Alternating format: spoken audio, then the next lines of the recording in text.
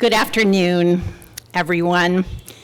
Thank you all for gathering here today in this beautiful setting for the purpose of denouncing hate, bias, and violence against our Asian American, Native Hawaiian, and Pacific Islander family, friends, neighbors, and colleagues.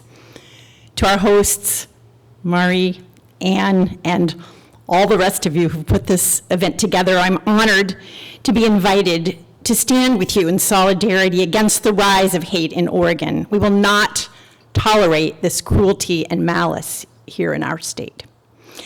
As your Attorney General, I take my charge to advocate for and protect all Oregonians seriously, and have used my power to strengthen our hate and bias laws, an area that has gone without adequate resources for far too long.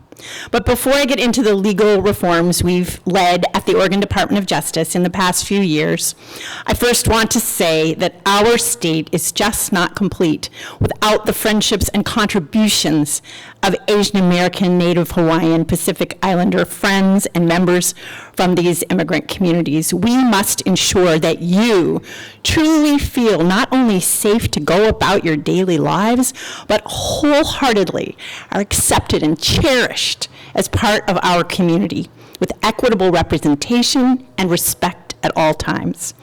Please hear me. You belong. With regard to our laws that protect against hate and bias, Oregon was among the first states in the nation to pass a hate crimes law back in 1981. But the law has had few meaningful changes for decades.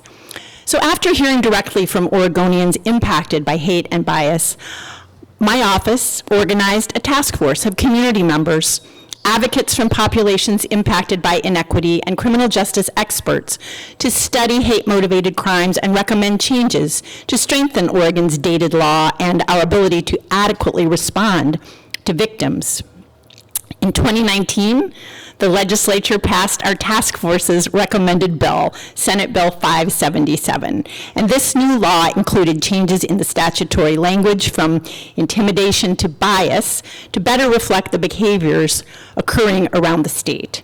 Felony and misdemeanor offenses still track the former intimidation statute, but they also clarify, for example, that gender identity is a distinct protected status under this law. And a hate crimes and bias incident response hotline was established at the Oregon Department of Justice in conjunction with new information sharing requirements. This live person staffed telephone hotline, available for deaf and hard of hearing communities and with interpreter services in over 240 languages, was launched by the Oregon Department of Justice in January of 2020. It is dedicated to assisting victims, witnesses, and other reporters of bias crimes and incidents, and it offers a victim-centered, trauma-informed, culturally responsive space. Callers receive crisis support, assistance with safety planning, referrals to community agencies, and options for further reporting and investigation. Connection to services beyond law enforcement is also provided.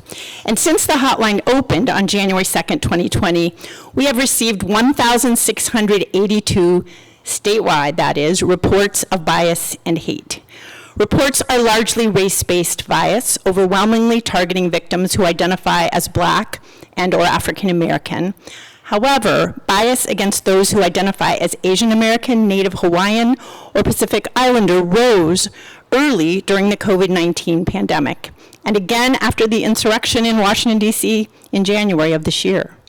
And while our hotline has seen a surge in reporting across the board, we have recorded an over 500% increase in anti-ANHPI bias reports thus far into 2021 compared to the same time frame in 2020.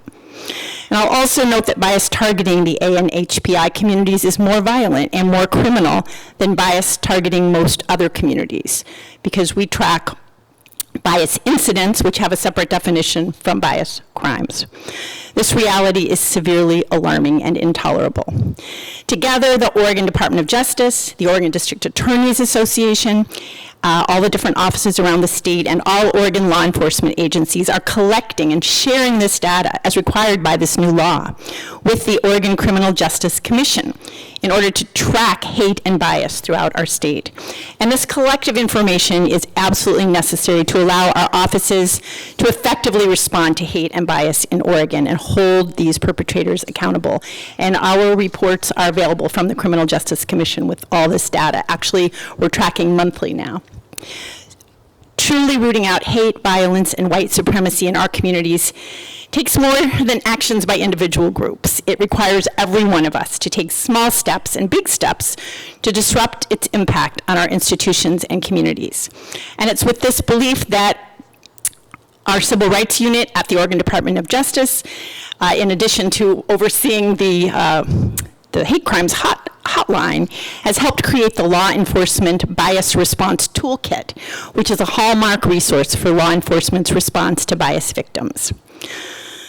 And when the pandemic arrived last March, our immigrant and refugee communities in Oregon, of course, as we all know, were disproportionately affected, and our Civil Rights Unit responded by publishing a resource guide for immigrants and refugees, which includes over 80 community agencies, departments, mutual aid organizations, and of course that is available. All of this is available on our website at the Oregon Department of Justice. And also specifically on our website, standagainst.hate.oregon.gov has our hotline, and also I will mention our call to action, which we spearheaded last April of 2020 with the rise of hate and violence against the ANHPI community. I'm sure many, if not all of you, have already signed it. Over 2,000 Oregonians have signed onto this public statement denouncing COVID-19 misnaming, scapegoating, and harassment, and resolutely supporting Asian American, Native Hawaiian, and Pacific Islander communities and community members. And it is still open for signatures at standagainst.hate.oregon.gov. It is simply not enough for institutions and leaders to promote acceptance of ANHPI communities. We must be knowledgeable about our state's past and take a deeper look at our role in serving and working with communities impacted by inequity and the ways that our laws and our systems and our institutions, and regrettably we ourselves, have promoted or allowed white supremacy to survive. And we must interrupt bias when we see and hear it.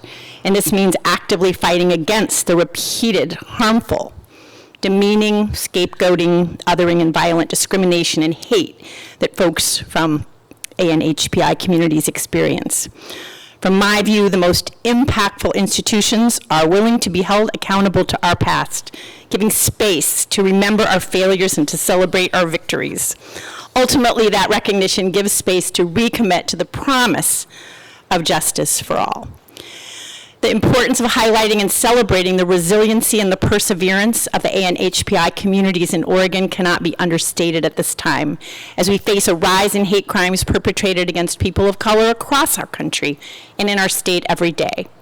We all must be reminded that we are best when our country stands as a beacon of freedom and acceptance, welcoming all who seek to join us in our great experiment in democracy. So thank you for standing up for that long-standing and worthy cause, and it's such an honor to be here with you today. Thank you for including